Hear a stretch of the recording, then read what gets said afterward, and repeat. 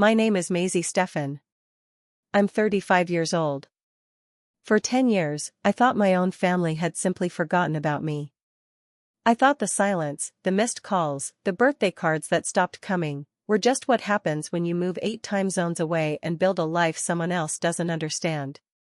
I told myself that. I believed it for a decade. Then 3 weeks ago, I sat in a lawyer's office in Charleston, South Carolina, and watched a woman with my exact face, my exact voice, and my exact birthmark on her left wrist explain to a room full of strangers why she deserved my grandmother's entire estate. $22 million. A house that had been in our family for 4 generations. A seat on the board of a company my great-grandfather built with his own hands. All of it, signed, notarized, and legally hers. Because for 10 years, she had been legally me. Before I tell you how a person can steal someone else's entire existence and get away with it for a decade, I want you to sit with that number for a second. $22 million. Now imagine finding out the woman who took it shares your DNA down to the last chromosome, because she's your identical twin sister, and she didn't just take your money. She took your name, your job history, your medical records, your credit score, your relationships, and she wore your identity like a coat she'd stolen off a hook, for 10 straight years, while I lived 3,000 miles away believing I'd simply been left behind. If this story does something for you, if it makes your stomach turn the way it made mine turn when I lived it, hit that like button, but only if it's earned. And drop the country and city you're watching from in the comments. I read every single one, and I promise you, by the end of this, you'll understand exactly why I need to know I'm not the only person this could happen to.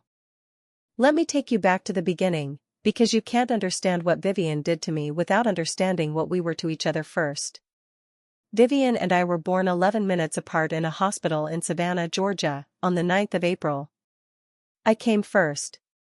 She came second, and if you ask anyone who knew our family, they'll tell you those 11 minutes defined the rest of our lives in ways nobody predicted at the time.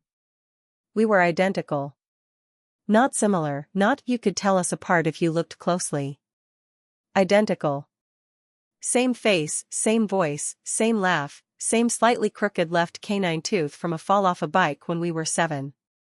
Our mother used to dress us in different colors just so teachers could tell us apart in kindergarten, and even that stopped working by 3rd grade because Vivian started wearing my colors on purpose, just to see who would notice.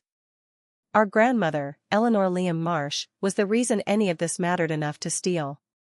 She built a shipping logistics company from a single leased warehouse in the 1970s into a regional empire worth tens of millions by the time I was in college.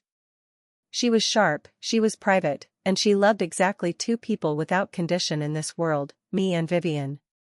She used to sit us both on her porch in Beaufort every summer and tell us the same thing, word for word, every single year. You 2 are going to inherit more than money from me.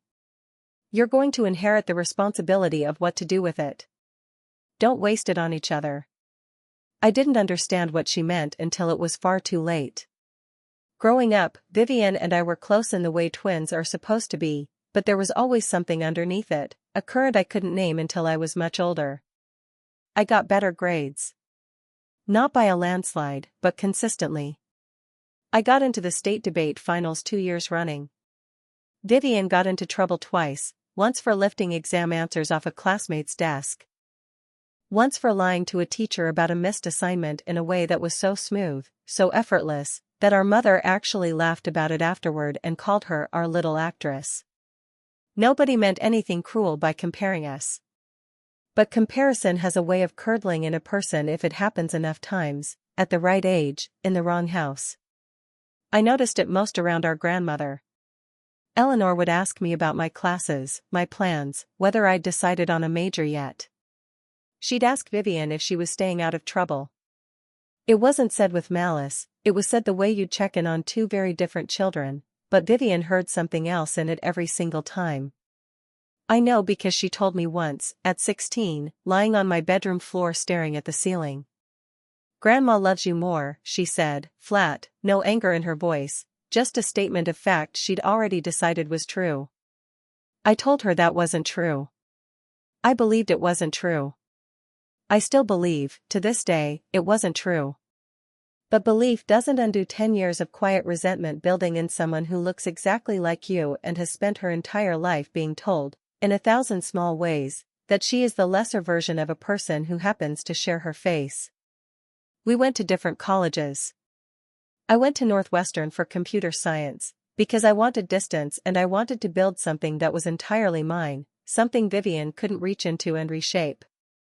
She went to a small liberal arts school in Tennessee for 2 years before dropping out, moving back to Savannah, and drifting between jobs, waitressing, retail management, a brief stint selling real estate that our grandmother quietly funded the licensing course for. I called home every week during those years. Vivian called maybe once a month, and usually only when she needed something. By the time I was 25, I had a job offer from a tech company in Seattle, 6,000 miles from Beaufort, South Carolina, and everyone I'd ever known. I took it. I told myself it was about the career, the growth, the opportunity, and all of that was true.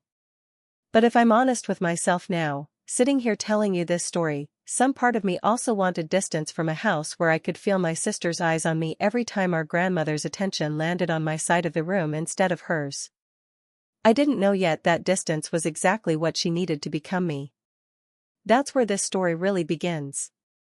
Not at the lawyer's office 3 weeks ago. Not even at the moment she started forging my signature. It begins the day I packed 2 suitcases, hugged my grandmother on that porch in Beaufort, and told her I'd call every Sunday. I meant it when I said it. What I didn't know was that somewhere between that goodbye hug and my first Sunday call 3,000 miles away, my sister had already started laying the groundwork to erase me and replace herself in my place, one small, careful lie at a time. Before we go further, if you haven't already, subscribe to Calm Stories Time. There's a lot more to this story, and I don't want you to miss where it goes. Seattle in October is gray in a way that feels almost deliberate, like the sky is giving you permission to disappear into your own life. I rented a studio apartment near Capitol Hill, bought second-hand furniture off Craigslist, and threw myself into the job like it was the only solid thing in a world that suddenly felt very large and very empty. I want to be clear about something before I go further. I wasn't running from my family. I loved my grandmother fiercely. I loved my parents in the complicated way you love people who did their best with what they had. And even Vivian, even with everything that had built up between us over the years, I loved her too. I just needed to find out who I was when I wasn't standing next to someone who looked exactly like me. The first few months, I called home every Sunday like I promised.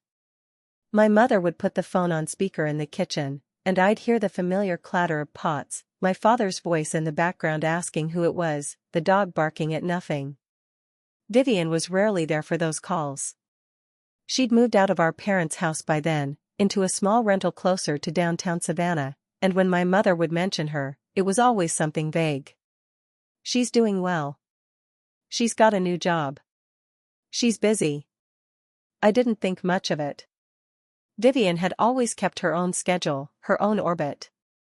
I chalked it up to that. My grandmother called separately, always on Wednesday evenings, always at exactly 7 o'clock her time. Eleanor was a woman of rigid, comforting habits, and that Wednesday call became something I looked forward to more than I expected to. She'd ask about my work, my apartment, whether I was eating properly, whether Seattle men were as terrible as she'd heard. She'd tell me about the company, about the board meetings, about a logistics contract she was fighting to renegotiate with a shipping partner in Charleston. She never once, in those early calls, mentioned anything about updating paperwork, about meeting with lawyers, about restructuring the trust that would eventually become the center of everything that happened later. If she had those conversations with anyone during that first year, she didn't have them with me. Looking back now, with everything I know, I believe the calls with my grandmother is exactly where Vivian started paying attention. Because those Wednesday calls were the one thing in my life she couldn't insert herself into directly. She couldn't sit in the room. She couldn't overhear. And a woman like Vivian, who had spent her entire life reading rooms and reading people, does not like a room she cannot read. The first small strange thing happened about 14 months after I moved. I'd sent a birthday card to my grandmother, handwritten, mailed the old-fashioned way because she didn't trust email for anything sentimental. 2 weeks later, on our Wednesday call, she thanked me for it and mentioned, almost in passing, that Vivian had stopped by the house that same week to help her organize some old filing cabinets in the study. I didn't think anything of it at the time. It seemed like a kind thing for Vivian to do, and honestly, some small part of me was glad to hear they were spending time together. I didn't know that study held decades of documents, insurance records, old passports, notarized signatures on early trust paperwork, samples of my grandmother's handwriting, and eventually, samples of mine. The second strange thing happened about 2 years in, and this one I do remember pausing on, even at the time. My mother mentioned during a call that Vivian had asked for a copy of my old high school transcript. Said something to my mother about needing it for a job application that required proof of a diploma. It struck me as odd even then because Vivian had graduated from her own high school in her own year with her own transcript, and there was no reason on earth she'd need mine. But my mother didn't think twice about it, dug it out of a filing box in the garage, and mailed it to Vivian's address. I asked about it once, lightly, during a call. Vivian laughed it off and said something about a background check being overly thorough and needing to prove residency history. I let it go. You let a lot of things go when you love someone and you have no reason yet to believe they're capable of what you'll later find out they're capable of. By year 3, I had been promoted twice at my company. I was leading a small engineering team, I had good friends in Seattle, a life that felt genuinely mine in a way nothing had before. My Sunday calls with my parents had quietly shrunk to twice a month, then once a month, not because anyone decided that on purpose, but because that's what happens with distance and time zones and the slow erosion of routine. My Wednesday calls with my grandmother, though, those never stopped. Not once in 3 years. Which is part of why what happened next confused me so deeply when I finally understood it, because if Eleanor was still calling me every single Wednesday for years, how exactly was Vivian managing, at the very same time, to be signing documents as me, opening accounts as me, and building an entire secondary identity 3,000 miles away, right under everyone's nose? The answer, I'd learn much later, was simpler and more chilling than I expected. Vivian wasn't impersonating me to my grandmother directly, not in those early years. She was impersonating me to everyone else, the people who never heard my actual voice on a weekly basis, the bank representatives, the notaries, the family lawyer's junior associate who handled routine paperwork, the county clerk's office. My grandmother's phone calls to me stayed untouched because they were the one variable Vivian couldn't control and didn't need to. Everything else, every document, every form, every account that required a name and a signature and a date of birth that happened to be shared by 2 people, that was where the fraud lived. The 4th year is when Vivian moved into our grandmother's guest house on the Beaufort property. Officially, the story was that she was helping Eleanor manage the day-to-day of an aging estate, driving her to doctor's appointments, handling correspondence, easing the burden of a woman well into her 70s who still insisted on running board meetings herself. It sounded, on the surface, like exactly the kind of thing a good granddaughter does. It sounded, frankly, like the kind of thing I should have been doing, and some part of me, sitting in my apartment in Seattle with my growing career and my growing distance, felt a flicker of guilt every time my mother mentioned it. Vivian's really stepping up, my mother said once. She's really been there for your grandmother. I remember feeling genuinely grateful. I remember thinking maybe this was Vivian finding her purpose, finding the thing she'd been missing all those years she drifted between jobs and towns and half-finished plans. I had no idea that moving into that guest house gave her access to everything. The mail. The home office. The safe where Eleanor kept her passport, her social security card, old notarized copies of the family trust, and drafts of a will that had not yet been finalized.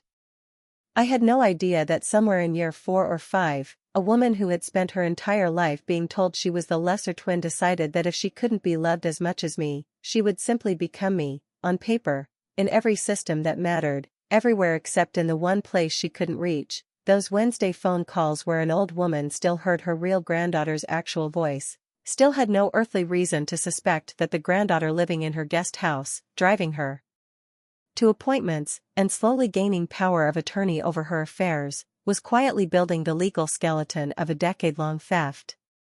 If you're finding your way to this channel for the first time, hit subscribe to Calm Stories Time now, because it only gets harder to believe from here. I want to pause here and tell you about the moment everything started to change, because it wasn't dramatic. It wasn't a single event. It was a Wednesday call, year 6, that felt almost identical to 100 Wednesday calls before it, except for one sentence that I didn't think much of at the time and now replay in my head almost every day. My grandmother, in the middle of telling me about a contract dispute with a warehouse operator in Jacksonville, said, "I've been meaning to have you sign off on the updated trust documents, but Vivian said you two already handled that over email last month." I remember laughing, actually laughing, and saying, "Grandma, I haven't gotten any trust documents." There was a pause on the line, the kind of pause that in hindsight I recognize as the first crack in a wall that had been built very carefully over 6 years, and then she said, "Oh, I must be misremembering. My mind isn't what it used to be." And she moved on to the warehouse dispute, and I moved on with her, because why would I think anything else? Why would I imagine, for even a second, that my sister was intercepting and forging trust paperwork using a version of my email address she'd set up years earlier, one letter off from mine, a domain typo so small I wouldn't have caught it if I'd been staring right at it? That's the part that still keeps me up some nights. Maisie.Steffan 1991 at provider.com was my real email, the one I'd used since college. Maisie.Steffan 199L at provider.com, with a lowercase l instead of the number 1 at the very end, was the one Vivian had created in year 2, right around the time she asked for my high school transcript. She'd used it to correspond with the family lawyer's office, with the bank, with the notary who eventually witnessed a power of attorney document that gave her legal authority over decisions tied to my name. Anyone glancing at that email address would see exactly what they expected to see. Nobody was looking for a single character swapped in a string of numbers. Why would they be? We trust the things that look right on the surface far more than we should, and Vivian had built an entire decade around exploiting exactly that. Year 7 is when my grandmother's health started declining in a way that wasn't dramatic either, just the slow accumulation of a body in its late 70s wearing down. High blood pressure that needed more careful management. A minor stroke that left her with a slight weakness in her left hand and a fatigue that hadn't been there before. I flew home for that, the only time in 7 years I made the trip back to Beaufort, and I remember it now with a strange, distorted clarity, because everything about that visit that felt slightly off, I explained away at the time, and I have spent the last 3 weeks unable to stop replaying every detail.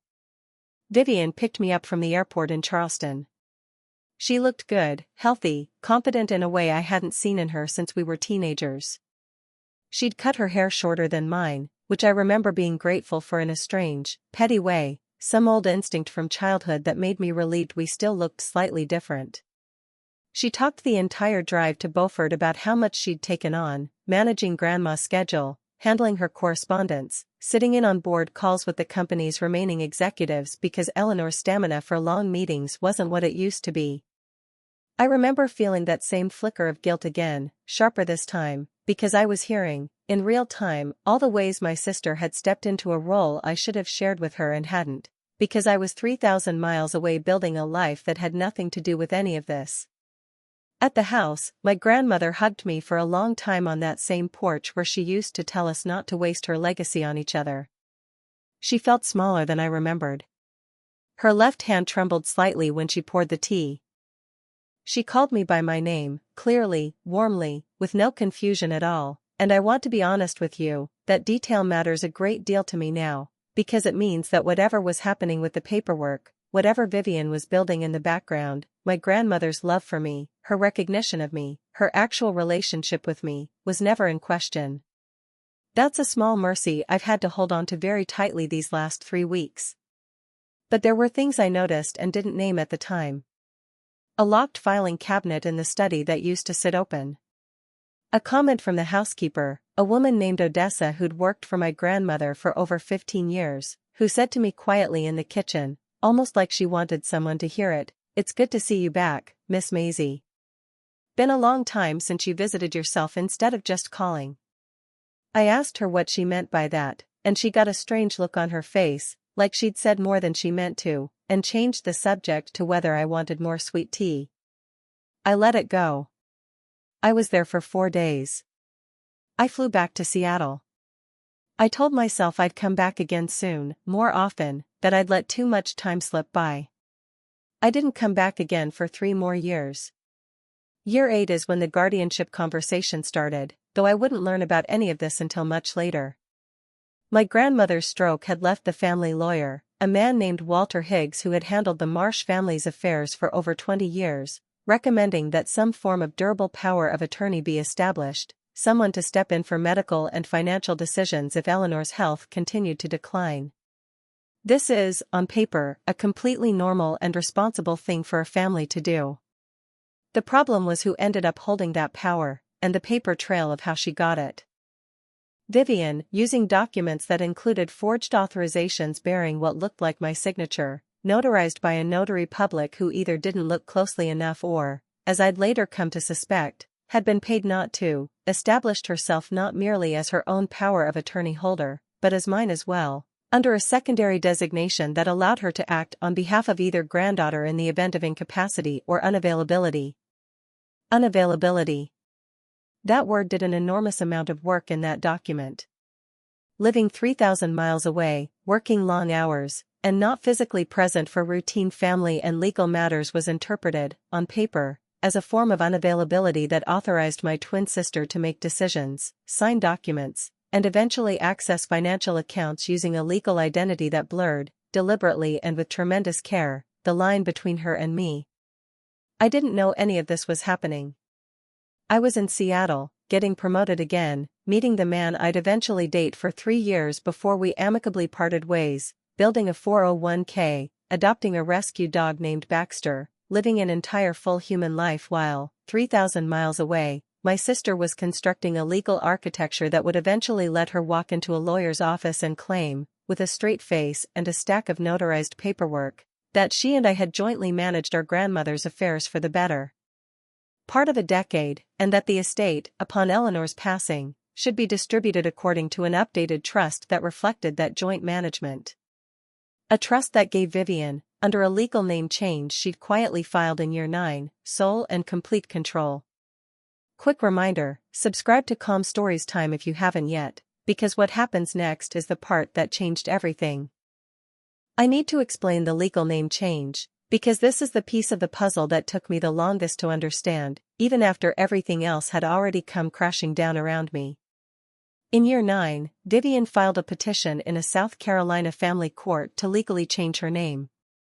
Not to something dramatic, not to something that would raise eyebrows. She petitioned to change her legal first name from Vivian Marsh to Maisie Vivian Marsh, citing, in the paperwork, a desire to honor a family naming tradition and to formalize a name she said she'd been using informally for years among close family and colleagues.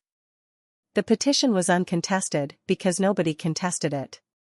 Nobody in our family even knew it had happened. Name changes in most states don't require notifying extended family members, and Eleanor, by that point 80 years old and managing the aftermath of a second, more serious stroke, was not in a position to be combing through county court filings. What this meant, practically, is that my sister now had a government-issued identification card, a passport application in progress, and a legal name that began with Maisie. She didn't need to forge my signature perfectly anymore, not for every document. She needed her own signature, under her own new legal name, which happened to be my name, attached to my grandmother's estate, my grandmother's company, and eventually, my grandmother's will. She wasn't impersonating me in the traditional sense anymore. In the eyes of the law, in the eyes of every institution that mattered, she had become a version of me that existed entirely parallel to the real one, and because we were identical twins, because our biometrics, our DNA, our physical presence were interchangeable to anyone who wasn't looking at a full legal name including a middle name most people never bothered to check, nobody caught it. Not the bank. Not the notary. Not even, I believe now, Walter Higgs, the family lawyer, who I do not think was complicit, but who I do think stopped asking careful questions somewhere around year 7, when the woman walking into his office identifying herself as Maisie Steffan, sharing my exact face, answering questions about the family with total fluency and confidence, gave him no reason to suspect he was looking at anyone other than exactly who she claimed to be. I want to tell you about year 10 now, because that's the year it ended, and I need you to understand that I didn't uncover any of this through some clever detective work. I found out because my grandmother died, and I got a phone call I never expected to get. It was a Tuesday morning in Seattle, early, before I'd even had coffee, when my phone rang with a number I didn't recognize, a South Carolina area code. I almost didn't answer it. I'm glad I did. It was Walter Higgs, the family lawyer, a man I hadn't spoken to directly in probably 15 years, since I was a teenager sitting in on a meeting about my grandmother's original will. His voice was careful, formal, the voice of a man delivering news he'd rehearsed. He told me my grandmother had passed away 3 days earlier, peacefully, in her sleep, at home in Beaufort. He told me the funeral had already taken place. He told me this like it was information I should already have, and when I asked him, my voice shaking, why nobody had called me, why nobody had told me my grandmother was dying, let alone dead and buried, there was a long silence on the line, and then he said the sentence that cracked my entire life open. Maisie, I'm confused. Vivian told us you'd already been informed. She said you two spoke regularly and that you'd chosen not to attend, given your work schedule. I sat down on my kitchen floor. I don't remember deciding to sit down. I just remember the linoleum against my legs and Baxter, my dog, nosing at my hand because he could tell something was wrong before I'd even said a word. I told Walter Higgs that I had not spoken to Vivian in nearly 4 months, that nobody in my family had told me my grandmother was even seriously ill again, let alone dying, and that I had absolutely not been informed of her death, let alone chosen to skip her funeral.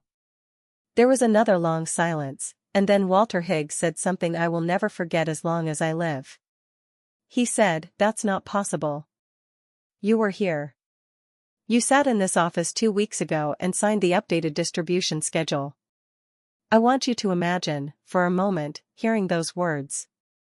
A lawyer, a man who has known your family for over 2 decades, telling you with complete confidence that you were physically present in his office, that he watched you sign your name, when you were, at that exact moment, sitting on your kitchen floor in Seattle, 3,000 miles away, having not set foot in South Carolina in 3 years.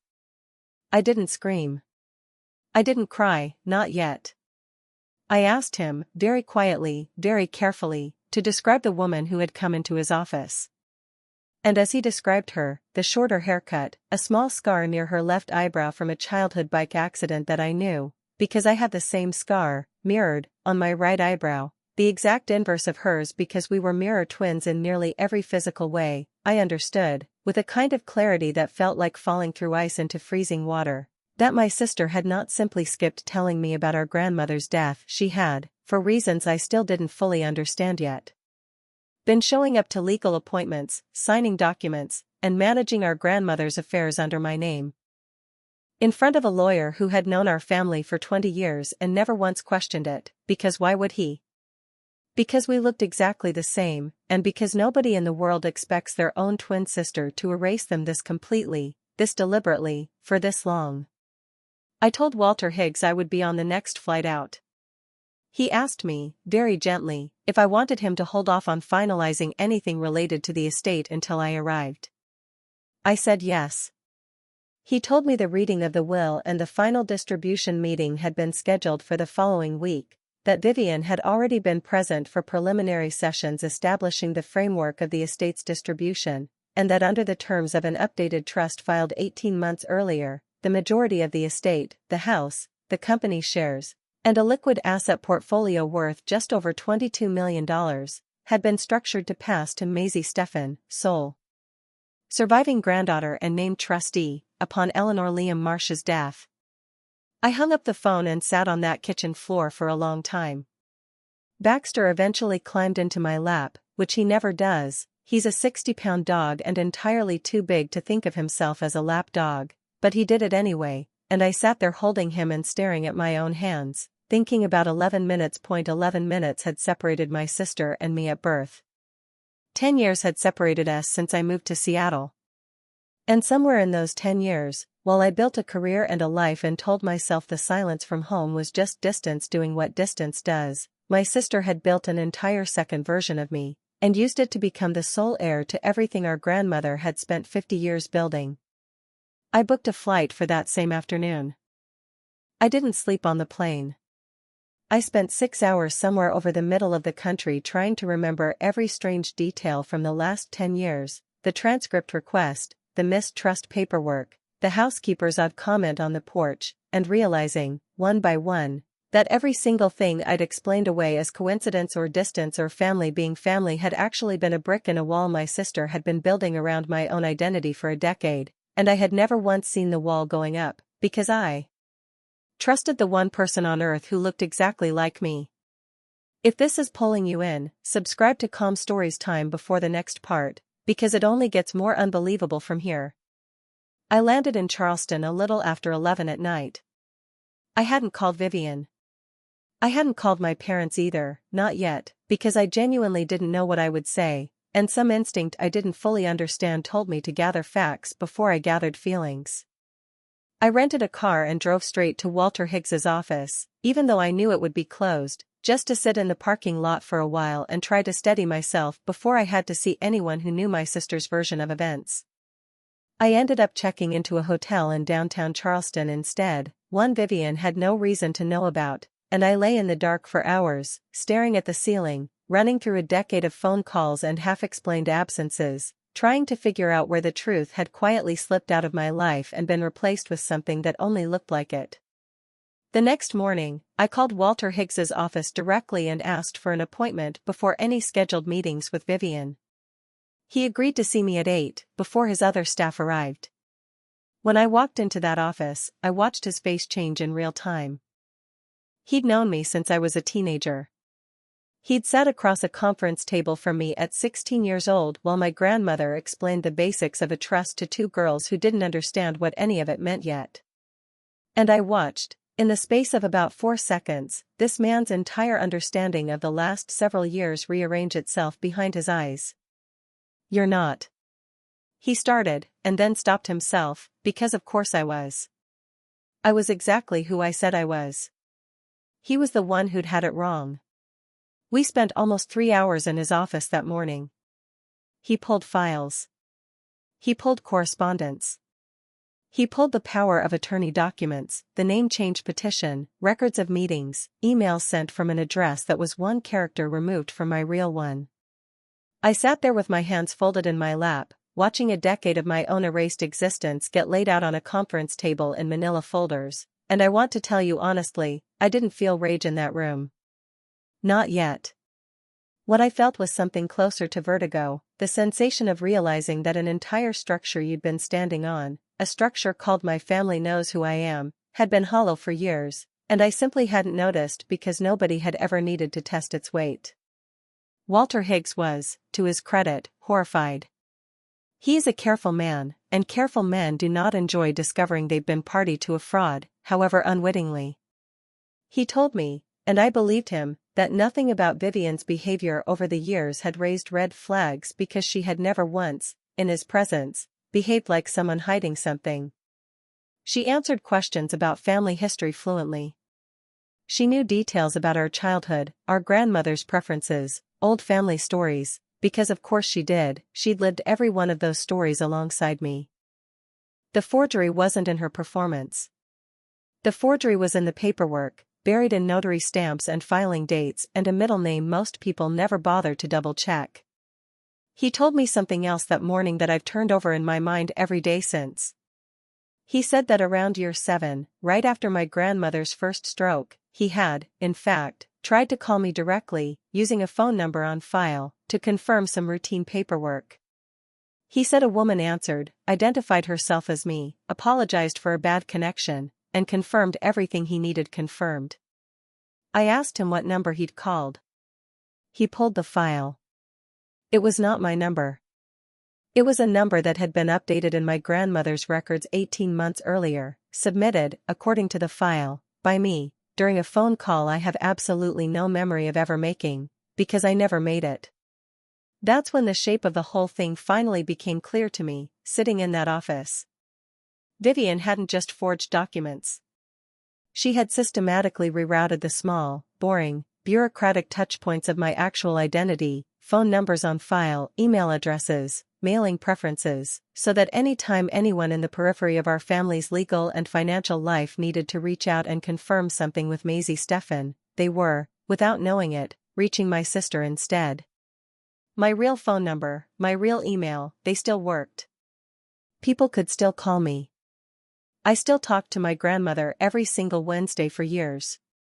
But the institutional version of me, the one that existed in filing cabinets and law offices and bank records, had been quietly redirected to my sister years before I ever had a reason to suspect it. I called my parents from the parking lot outside Walter Higgs's office.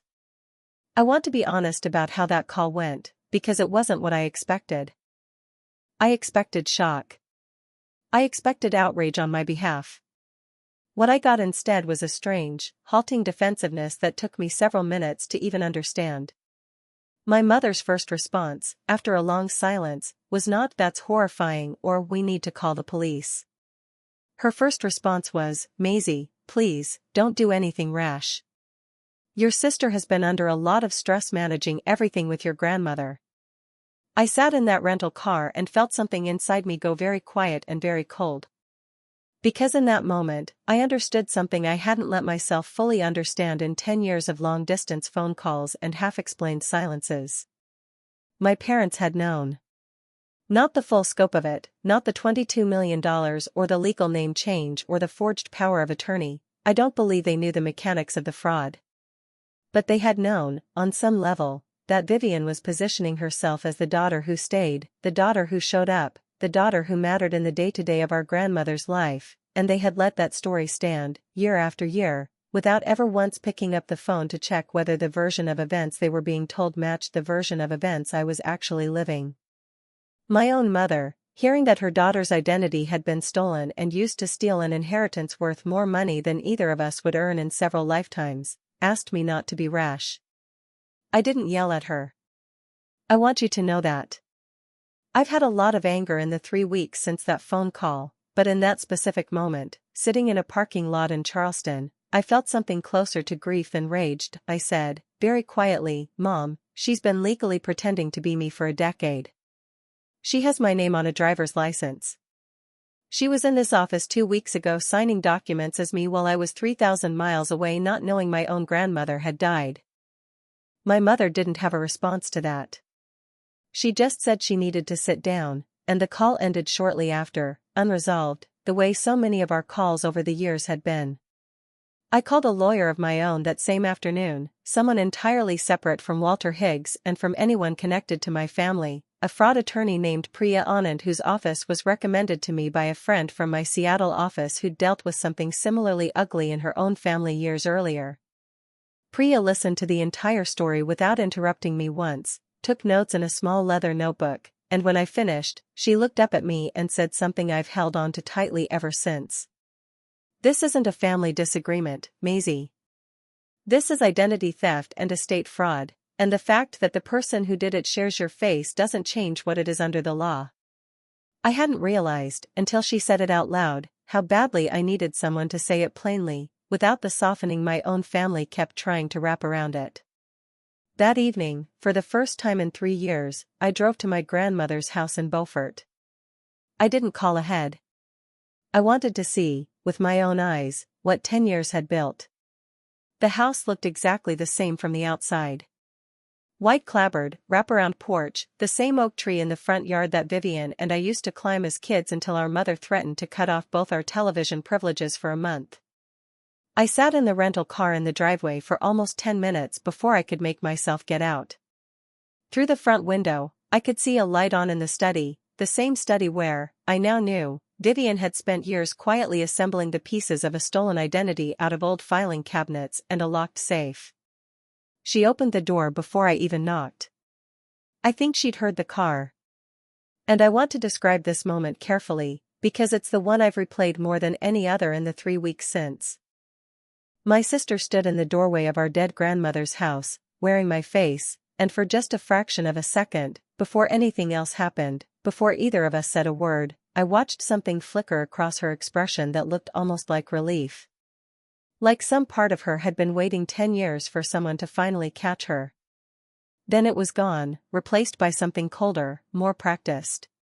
"Maisie," she said, my name, in my voice, and it landed strange in my ears, like hearing a recording of yourself played back. "You should have called first." "Should I have?" I said. "Or would you have just told whoever answered that I already knew?" She didn't flinch. That's the thing about Vivian that I think people don't understand unless they've lived across from her their entire life. She doesn't flinch. She recalibrates. I watched her do it standing in that doorway, watched her decide, in real time, which version of this conversation she was going to try to have with me. She chose defensiveness dressed up as hurt. "You left, Maisie. 10 years ago, you packed up and you left, and I stayed. I drove her to every appointment. I sat with her through 2 strokes. I ran interference with the board when she couldn't remember which quarter's numbers she was looking at. Where were you? On the phone every Wednesday for 20 minutes, feeling good about yourself? So you decided that earned you the right to become me," I said. "Legally. On paper. In front of a judge." Something shifted in her face then, the mask slipping just slightly. "I earned this family," she said. "You just inherited it." We stood on that porch for almost 40 minutes. I'm not going to pretend it was a clean, cinematic confrontation, because it wasn't.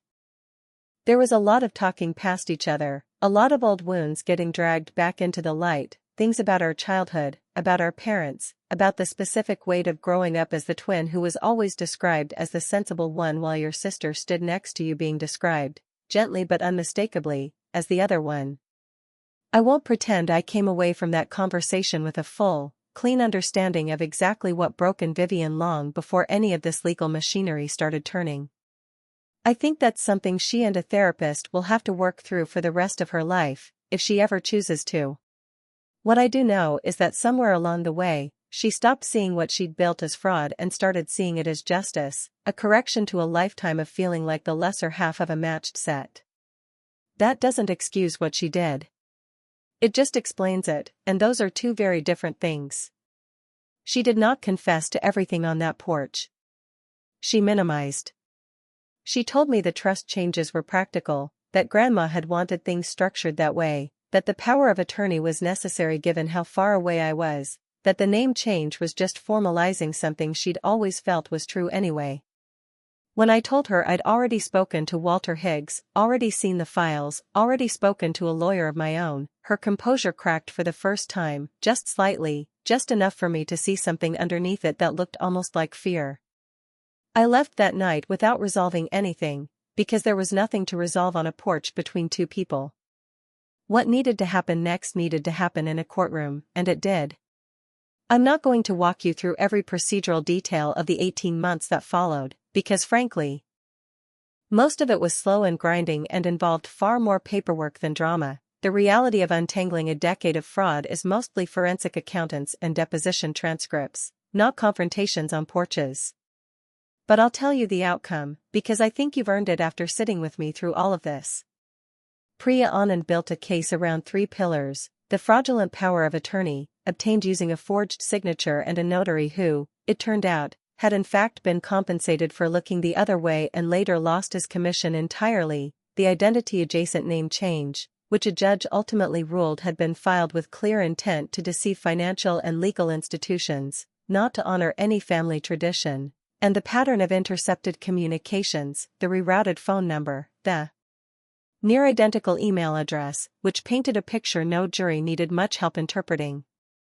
Vivian's own attorney tried to argue that as an identical twin with lifelong intimate knowledge of our family, she'd acted within a gray area of implied authority.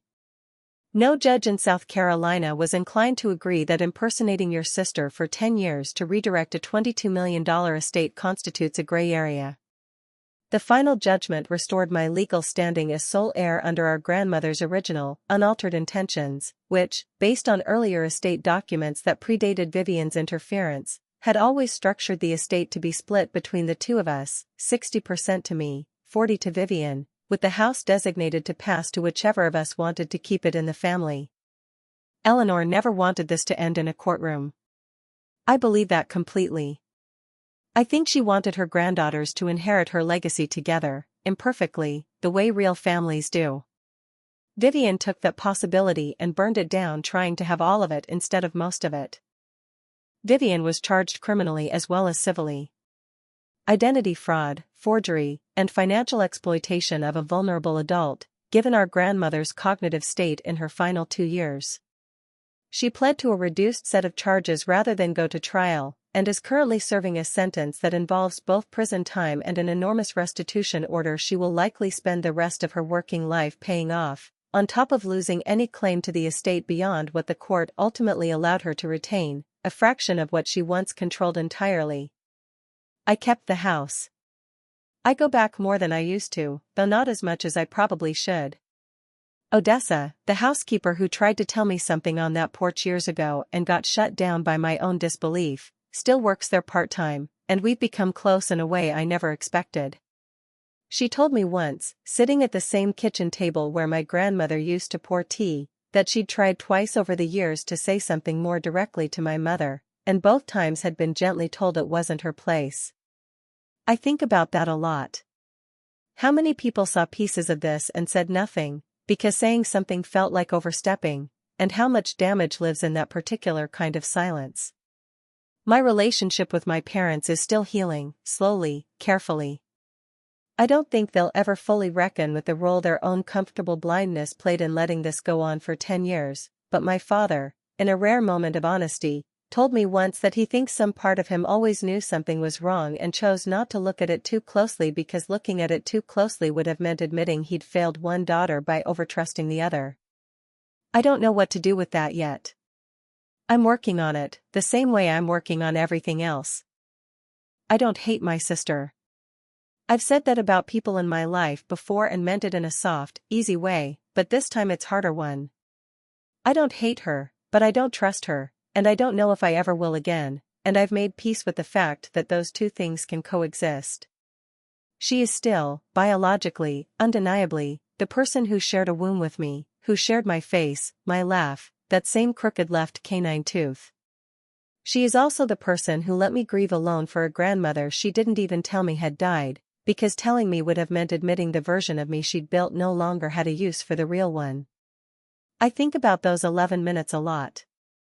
11 minutes separating the two of us at birth, and 10 years separating who I actually was from who my sister decided to become instead. I used to think being an identical twin meant you'd never truly be alone, that there was always someone in the world who understood you on some cellular level no one else could reach.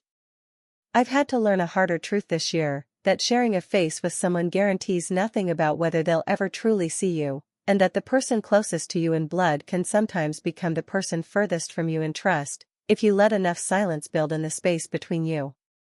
If you're the twin, the sibling, the child who moved away and told yourself the distance explained everything, I want to say this gently but clearly, distance explains delay. It doesn't explain erasure. If something in your gut has been quietly flagging something is off for years and you've been talking yourself out of it because the alternative feels too painful to consider, trust that instinct a little more than I trusted mine. If you were me, would you have forgiven her, or would you have let the courtroom finish what the porch couldn't? Tell me honestly in the comments, forgive or finish, I read every single one of them. And if this story stayed with you the way it's clearly stayed with me, hit like, subscribe to Calm Stories Time, and I'll see you in the next one, where I promise you, the truth always finds its way out, even after 10 years of silence.